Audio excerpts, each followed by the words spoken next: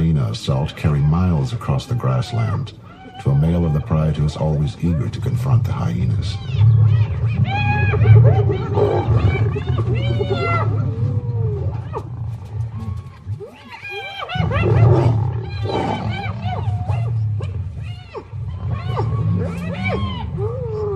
Usually, we think of lions as noble hunters and hyenas as lowly scavengers.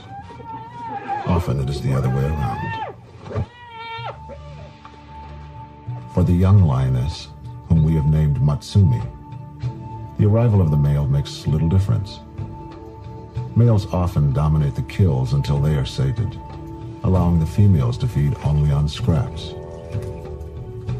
We followed Matsumi, who has left the pride and seems to be on a mysterious quest. Methodically, she explores the hills that jut out like granite fortresses on the fringe of the pride's territory. These hills are landmarks in the northern region of the African country of Botswana. Here, a place called Savuti is famous for its many lion prides and great numbers of hyenas.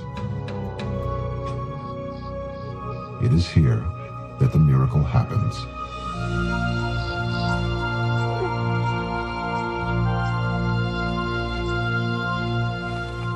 When young lionesses come of age, they always steal off to a secluded spot away from the pride and safe from hyenas.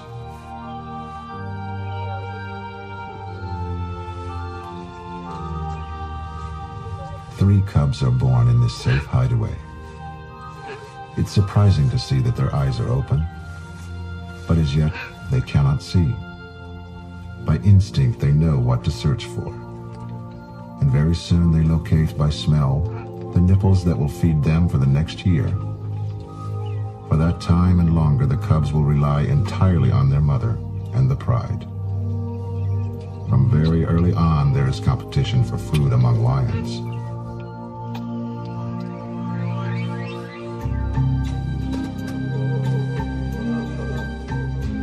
Like a reigning queen, this hyena is the most dominant in what we call the southern clan. She is the female leader, the matriarch. Her status is probably set for life. She keeps her two tiny cubs separate from the other mothers and their cubs. One of these cubs should grow up to be the matriarch's successor. As long as their mother is head of the clan, her position will ensure their protection. But now these tiny cubs are probably unaware of their privileged birthright.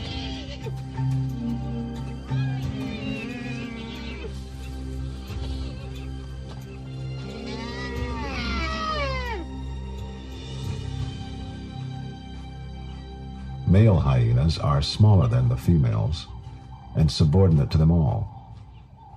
The females dominate the hyena clan system, and a male around the den is an unwelcome threat to cubs and a nuisance to females.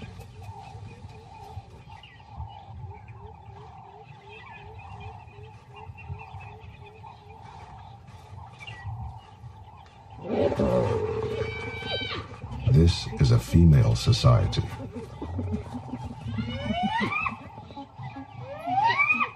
In appearance, they are like dogs, but the myths and legends surrounding hyenas are mostly wrong. In fact, they are closer to cats than to dogs. These strange animals' nearest relative is the mongoose, but in some of their behavior, hyenas are like no other animals on Earth. When the sun beats down on the exposed dens, the adults retreat to the distant shade. Well within the southern clan's territory, Matsumi is getting to know her new cubs. All she knows about cubs is drawn from her deep well of genetic knowledge.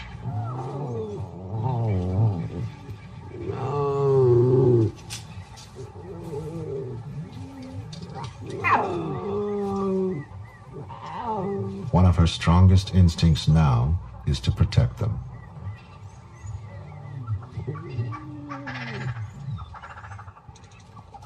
Like a princess, one of the hyena cubs remains aloof.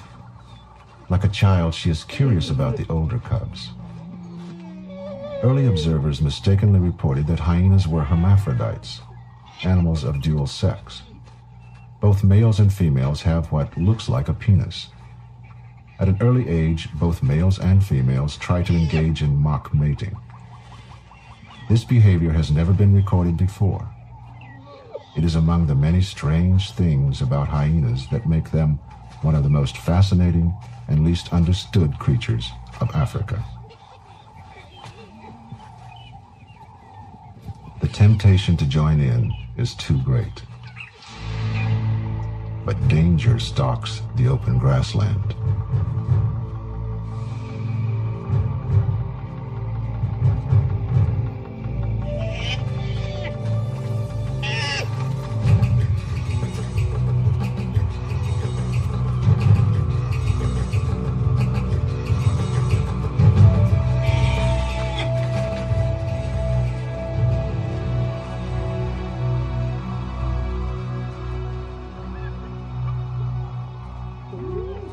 The matriarch is alerted and storms back to save her cubs. A lioness from the pride is surrounded and attacked.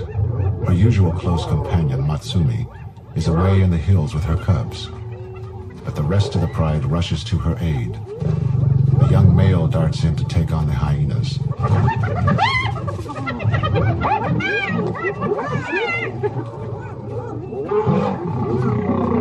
This youngster, on the verge of adulthood, has already had many violent encounters with hyenas.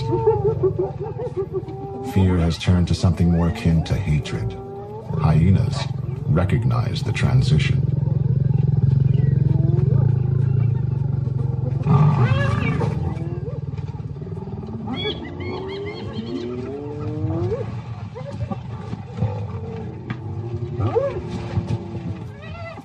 It was a skirmish, not a battle. No blood was spilled today. The excited hyena clan gathers around the matriarch. They greet with a peculiar ritual, probably adapted to the dominance of females. This ritual is centered around the development of the mock penis to signal that dominance. The ceremony involves sniffing and licking the genitals. They mark the area where the lions were by leaving a scent on the grass as a signpost. Hyena cubs are like miniature adults, displaying the same behavior patterns as their parents.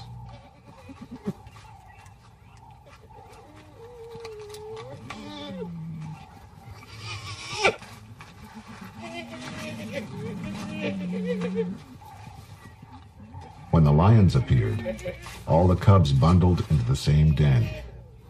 The matriarch's female cub, whom we now call the princess, finds herself in hostile territory, fighting for her life.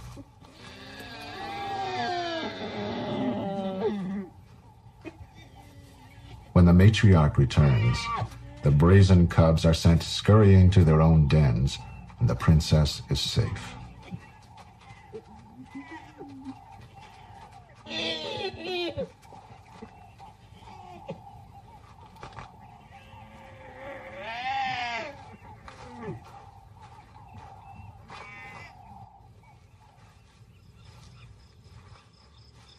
We gave the older, larger male the African name Mandevu.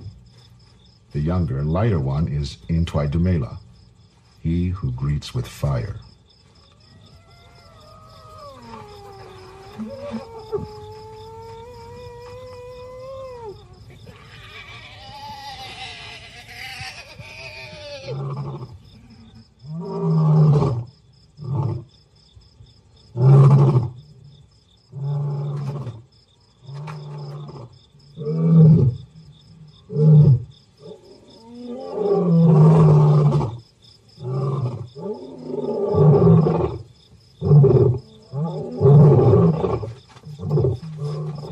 Cubs dig away inside the dens, working them into secret chambers that are inaccessible even to adult hyenas.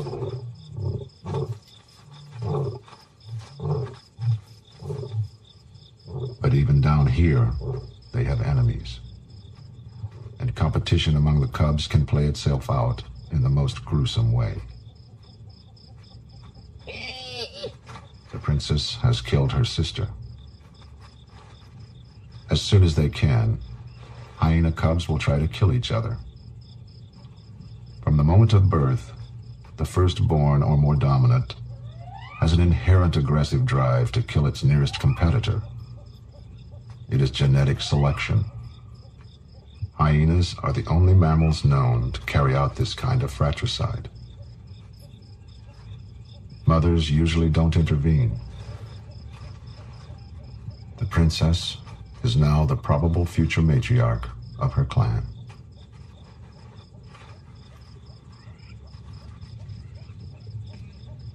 Regal masters of the night wait and watch in the darkness, splitting off to different corners of their 40-square-mile territory, or joining to hunt occasionally when away from the females.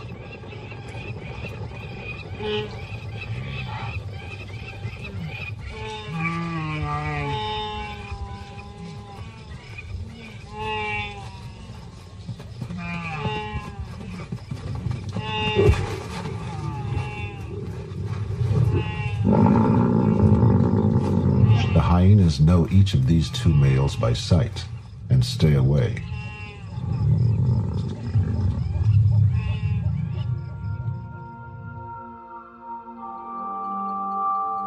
In the hills, young Matsumi knows that it's time to move her cubs.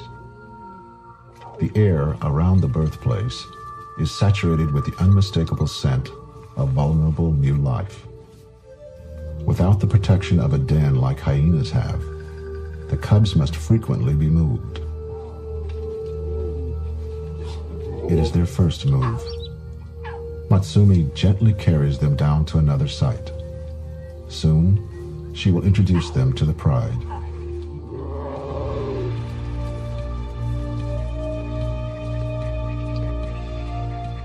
As we watch, she drops the cubs off one by one at a shady spot she has selected and returns for the next.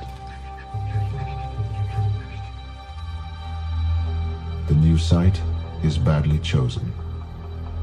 An Egyptian cobra occupies a hole under the same bushes.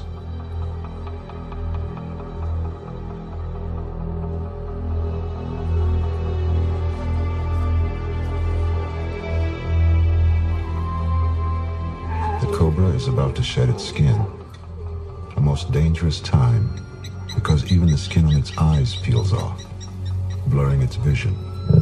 The snake strikes at any movement, attacking both the lioness and her cubs.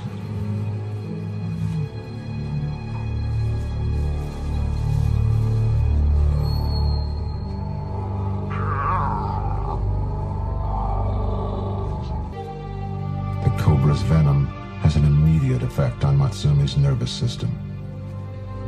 As we followed her out into the open, she deteriorated rapidly.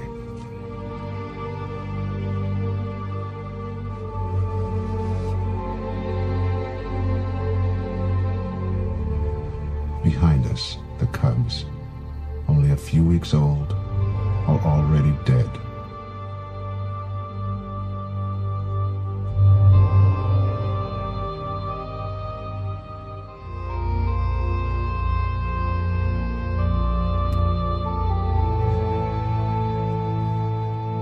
With her sight impaired, she can only sniff at the bodies.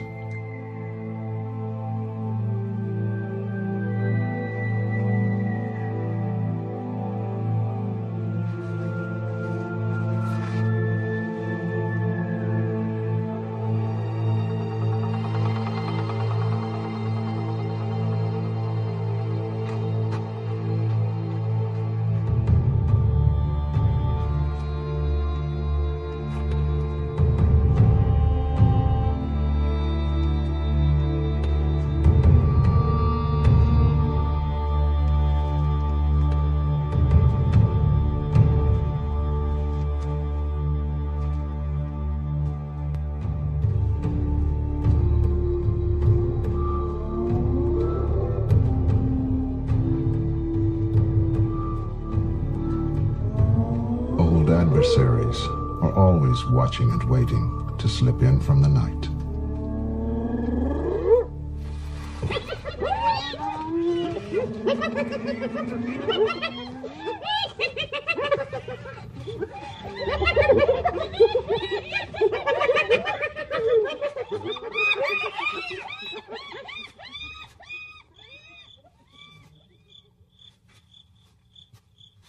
At the water, Matsumi quenches the drastic thirst that develops from a cobra bite and listens to the nightmare behind her.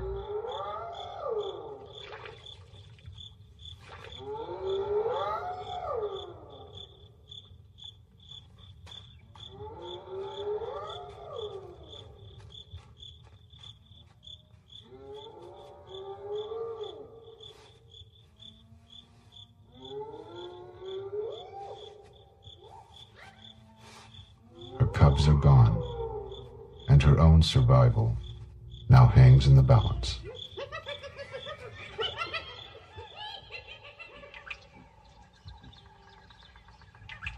Tucked away in a distant corner of their territory, the rest of Matsumi's pride sees out another hot day in typical lion fashion.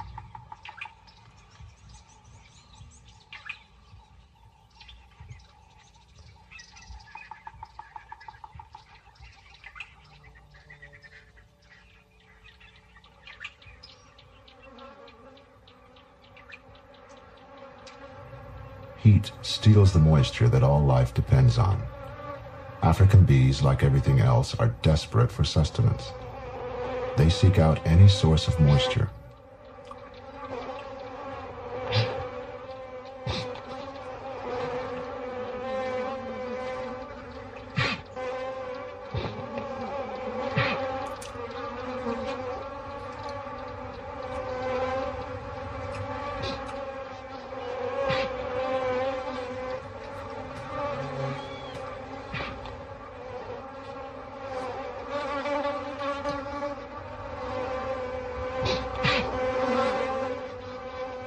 Although well equipped for most hazards, lions have few defenses against bees. They are more of an irritation than a danger, especially to Intwai Dumela.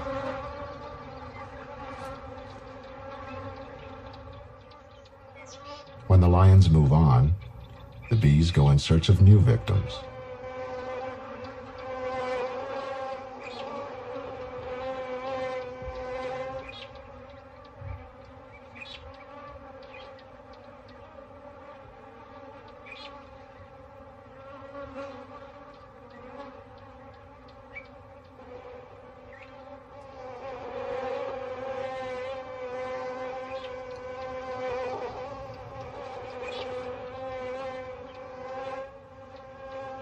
Hyenas are more tolerant, or lazier. But when the matriarch can't take it any longer, she finds a ready solution.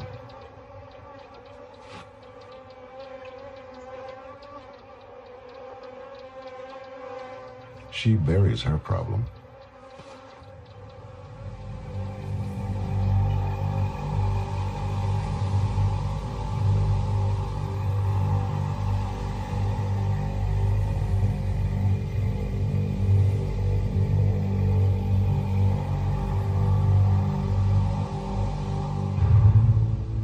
We stayed with Matsumi for 4 long days and nights as she struggled against the devilry of the lingering cobra venom.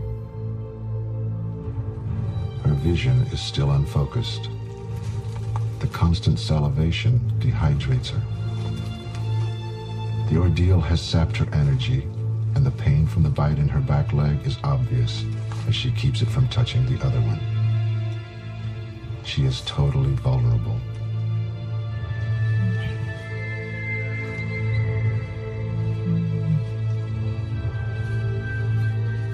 Each day must be an agony. Each night, a nightmare.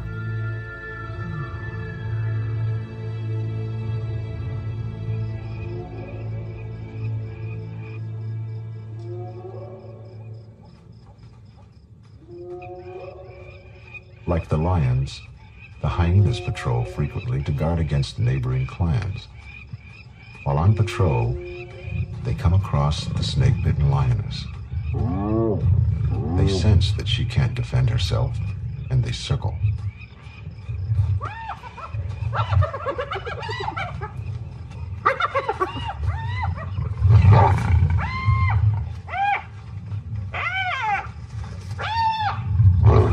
She meets aggression with what little strength she has. But no hyena is quite willing to risk a frontal attack.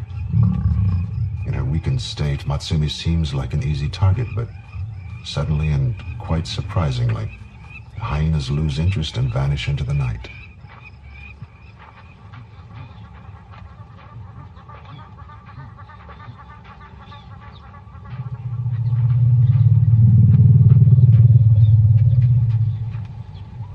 We kept up our watch on Matsumi for another few days, never knowing when the hyenas might return. She lay helpless, letting time heal her wounds. Recovery from a cobra bite is never a sure thing, but we know she is resilient.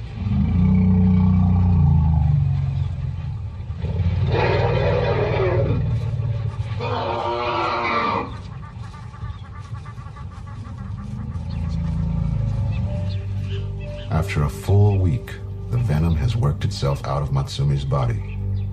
She is able at least to walk once again.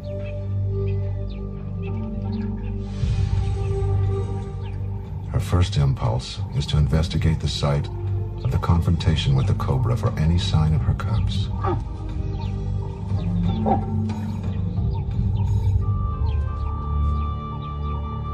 There is none.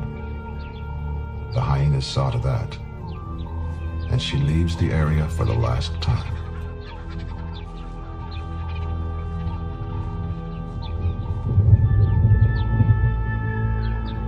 Seasons in Botswana seem to explode into sudden change with each rainfall or stirring wind.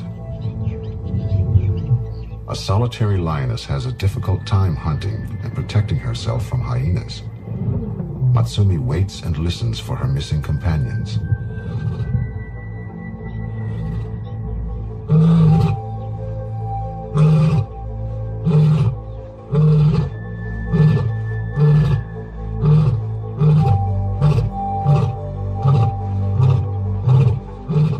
As soon as the pride is back in the area, she recognizes their calls and rushes to join them.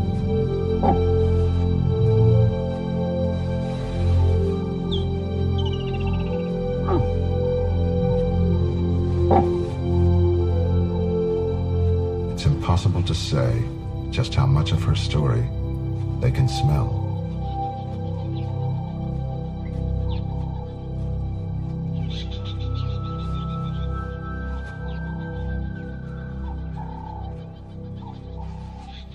One can't help becoming caught up in the spine-chilling excitement of the hunt. Perhaps it has something to do with the memory of a time gone by when we were the prey, and our nights were filled with darkness.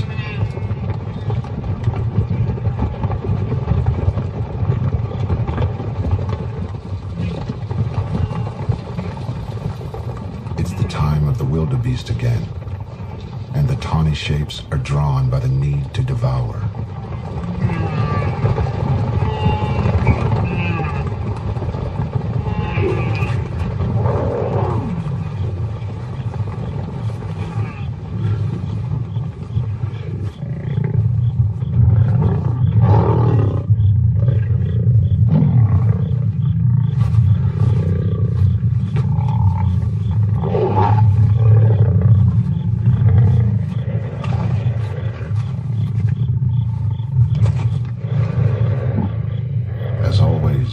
Kill is watched from the shadows. Quickly, the hyenas identify the lions and realize that the males are absent. Because Matsumi is weaker, she has to struggle to fight her way into the feeding frenzy.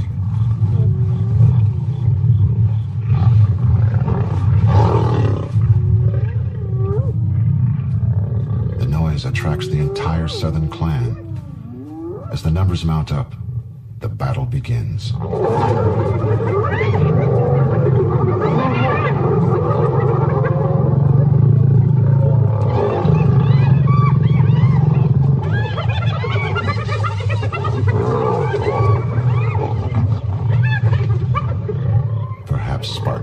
recent memories, Matsumi is the most aggressive.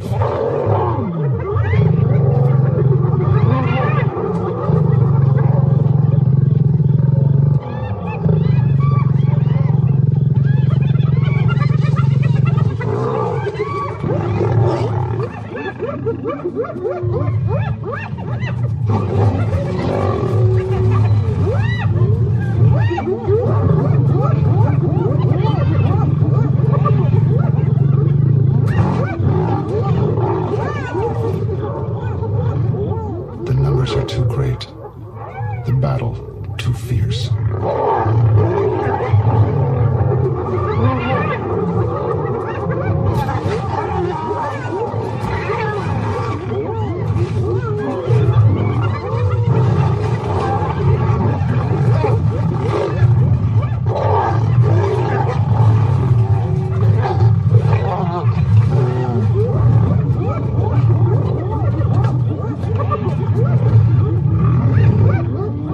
Hyenas are masters at exploiting chaos. They keep Matsumi isolated while attacking other lionesses viciously.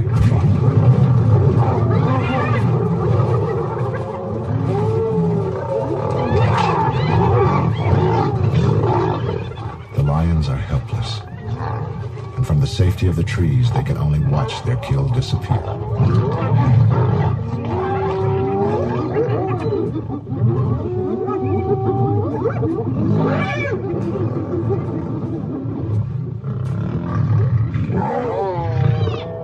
Blood flows tonight.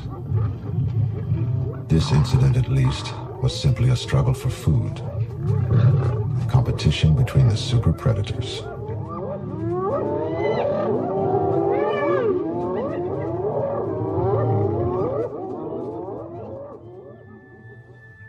We chose to stay with the lions as the prowling hyenas melted away into the night. By dawn, the lions were still isolated in small groups, reluctant to venture down from the trees.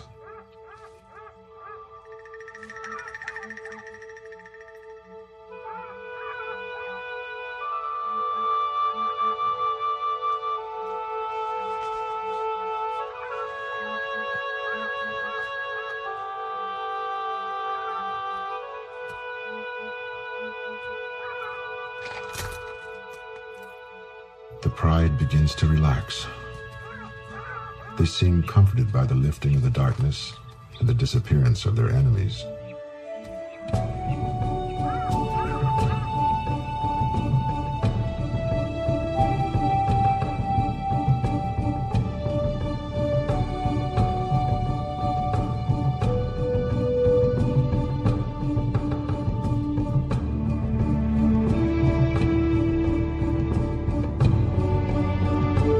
Matsumi is still shaken.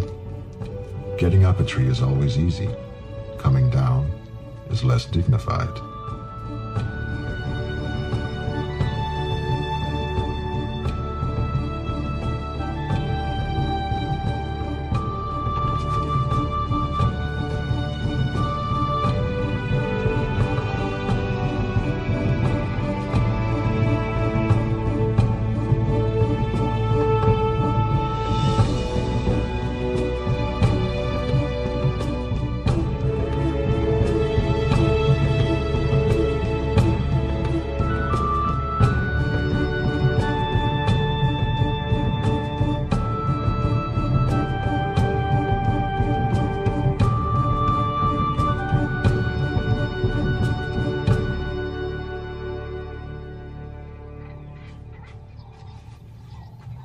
The matriarch's only surviving cub, the princess, is still enjoying the privilege of her birth.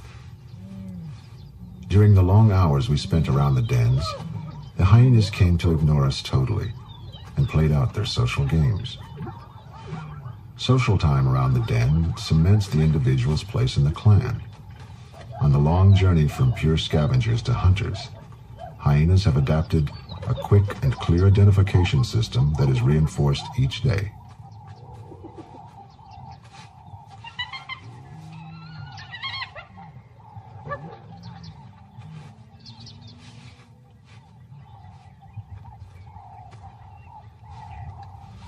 The princess is being groomed for leadership of the clan, but she is still dependent on her mother. Night after night, these hyenas pass the hours within earshot of the lions, constantly aware of the other's presence, always alert for a weakness to be used. Two families of feuding enemies. With each passing phase of seasonal change, Savuti is transformed as if by magic.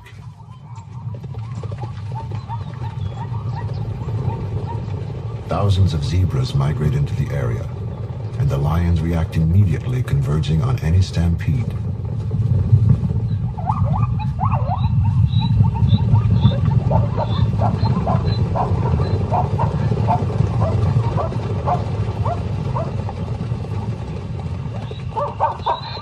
Lions appear from everywhere, ignoring old established boundaries, encroaching on forbidden ground. They are all after the same food supply.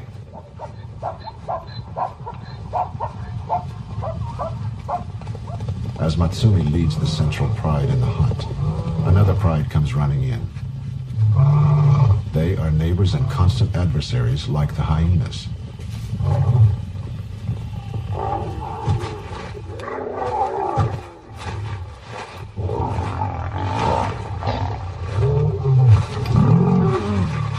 Matsumi's pride is attacked and chased. As they retreat, one female is separated behind the line of attack by the intruders. She is surrounded and seriously injured.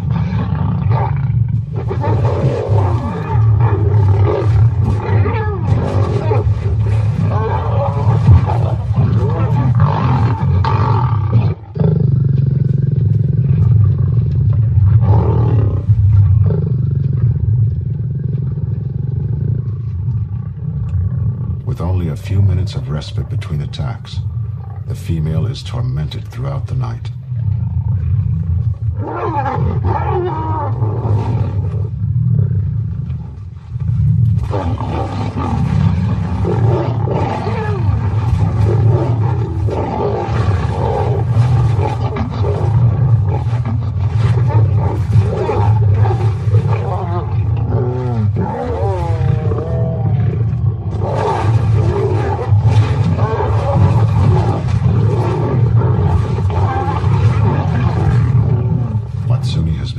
Shadows and comes in to investigate when the growls subside. The injured lioness is an older female, possibly her mother. But Matsumi can do nothing.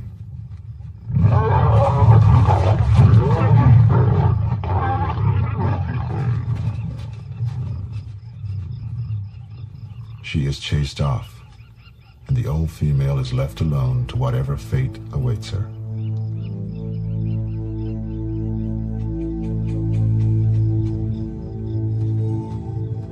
In the night, her blood drains out into the grass.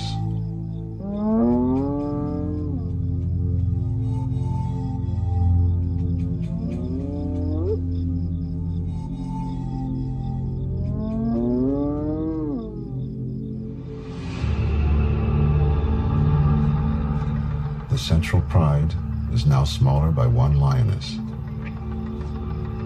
It is always sad to watch the death of a lion or a hyena that we have come to know.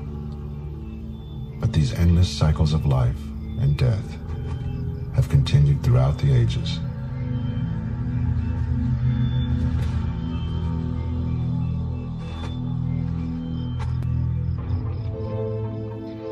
After their loss, Matsumi and her pride reassemble and move off into the darkness, silently.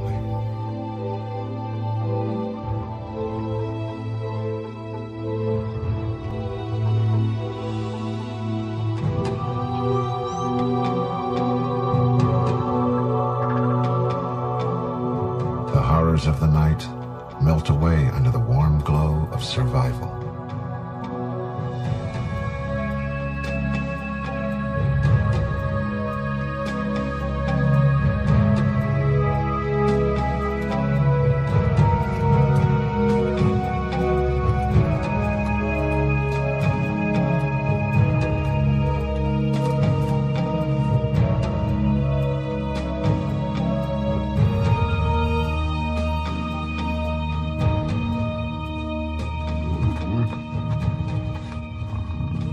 After the death of the older female and within a month of losing her cubs, young Matsumi comes into heat again.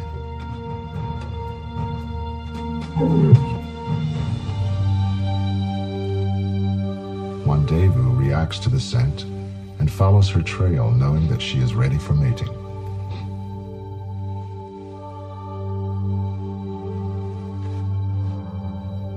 While the younger male Intwai is away patrolling the territory, his brother dominates the mating.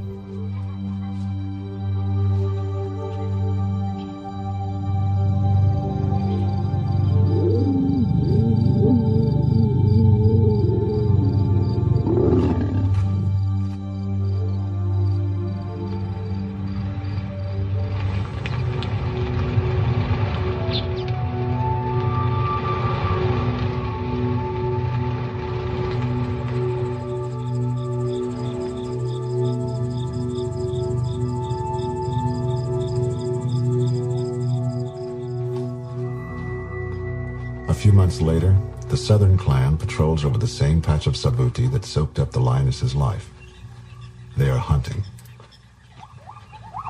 For the first time, the princess has joined the matriarch on the hunt.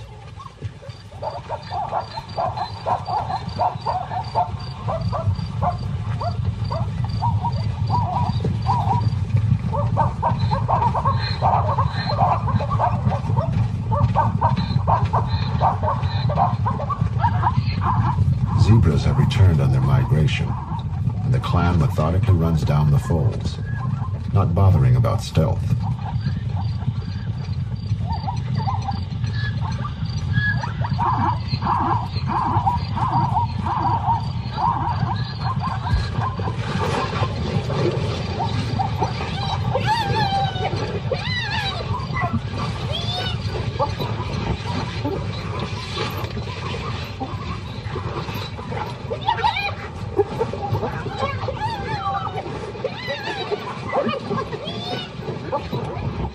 Intwai is back from his patrol, always ready to confront hyenas.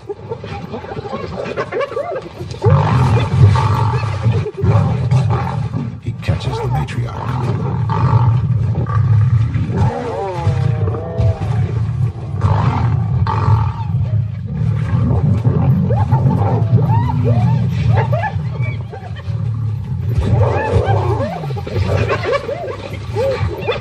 It is a moment of supreme opportunity for the male.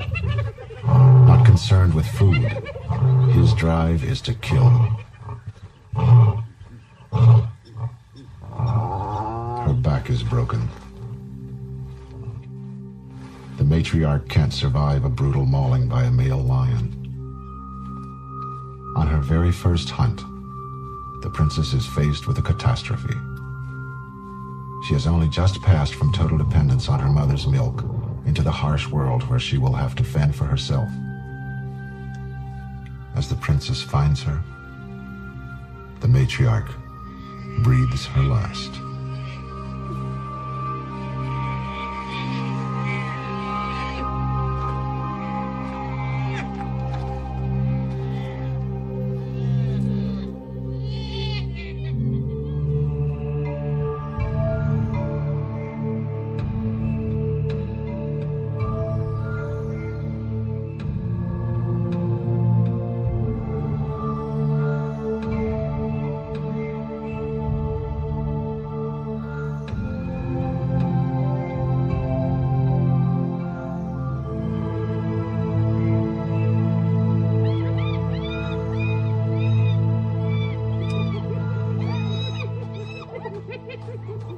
Without the matriarch, the clan is in turmoil. They are leaderless. New relationships have to be sorted out. Second and third ranked females now compete for the top position.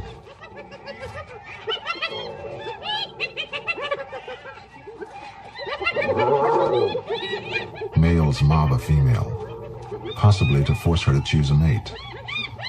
Among hyenas, females select which male to mate with.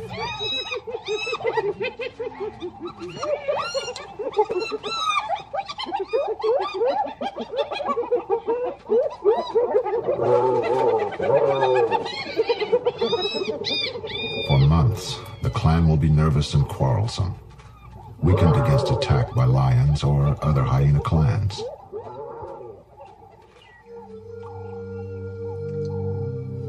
The life of the princess is also in turmoil.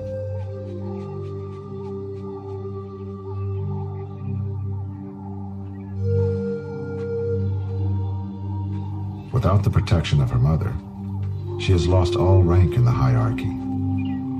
She wanders in and out of the clan's territory without knowing its limits and without the guidance of an adult, alone in a world full of enemies.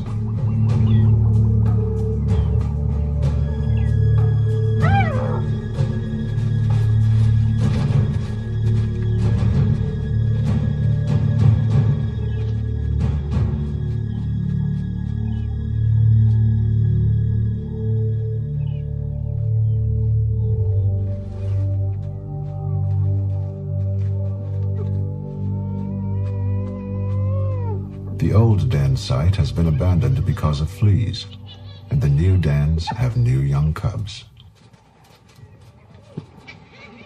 The princess is accepted here because she is still a clan member, but now she has no privileges.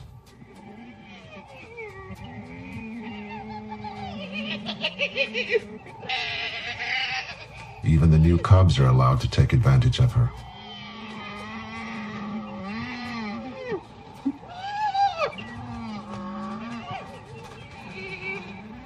Very soon, she becomes alienated by her uncertainty and leaves the dens for the last time.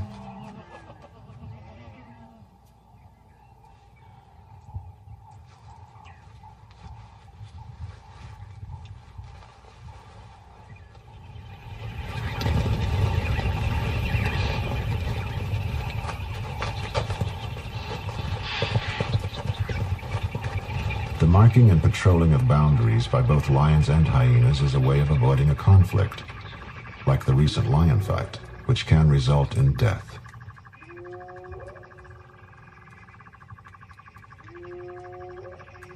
The hyena clan uses a waterhole as a territory boundary in the dry season. It is here that the princess joins up with her clan at night to tag along on the hunt.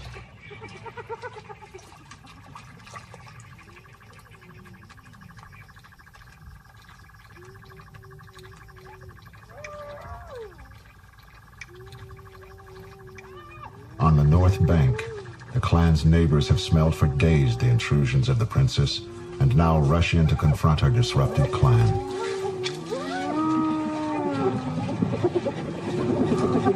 The dispute is over their territorial boundary, which seems to run through the center of the waterhole.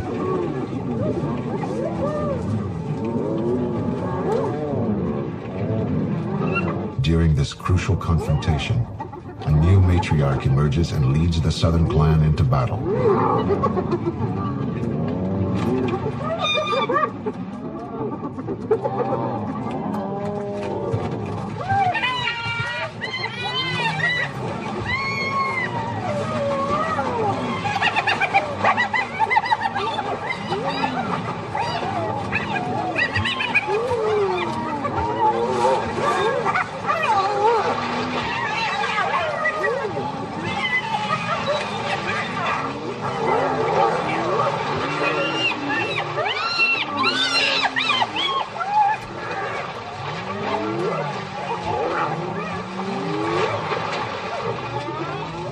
When hyenas clash, they use their teeth as vicious weapons to inflict heavy wounds on each other, sometimes ending in serious maulings or even deaths. The northern clan is stronger, but the fighting is confused.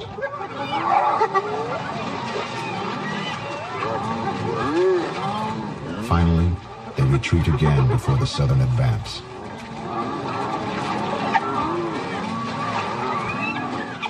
After the battle is won, her own clan mistakes the princess as an intruder and attacks her.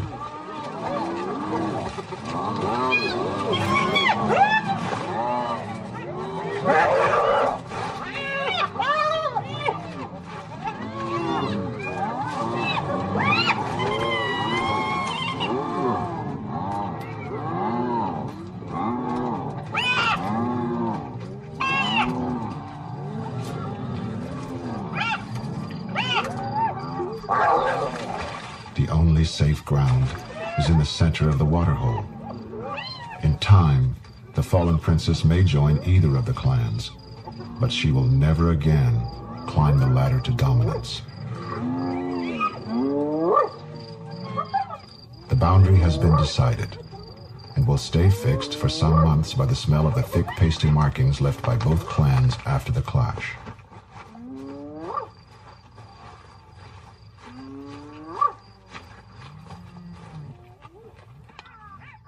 Fixed, too, is the relationship the hyenas have with the lions, one that can only change with death, a blood feud that is forever.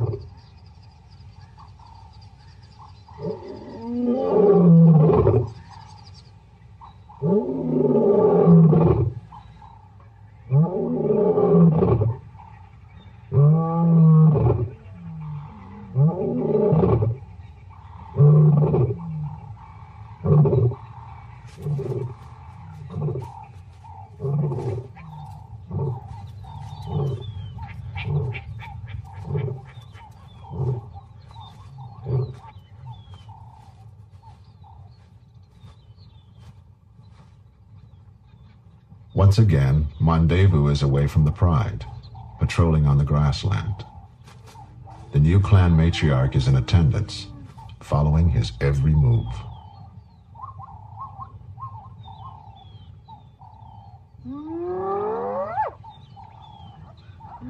In a unique display of overlapping territorial language, the lion marks against the hyena.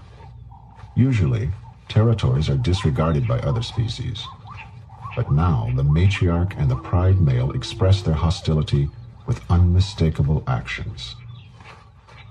This new matriarch is confident and defiant, marking where he marks and harassing the much larger lion.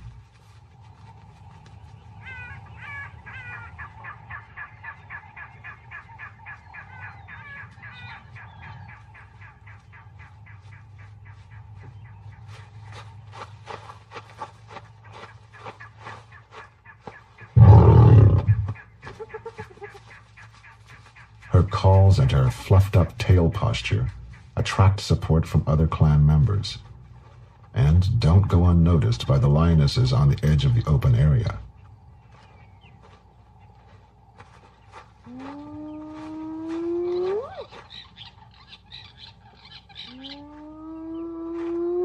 The matriarch seems to succeed in the psychological warfare.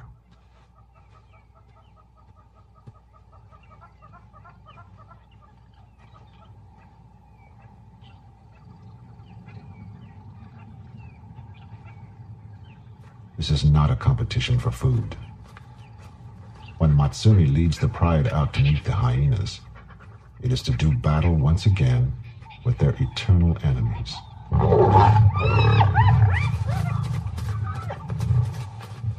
Frenzied calls filter across the bush to the keen ears of Intwai Dumela, he who greets with fire.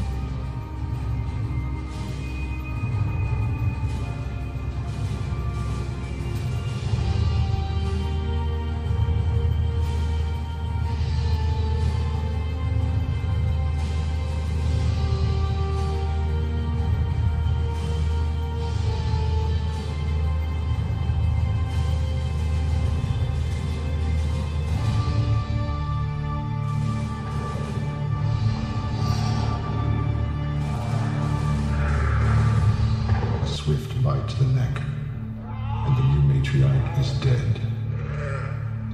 The day belongs to the lions.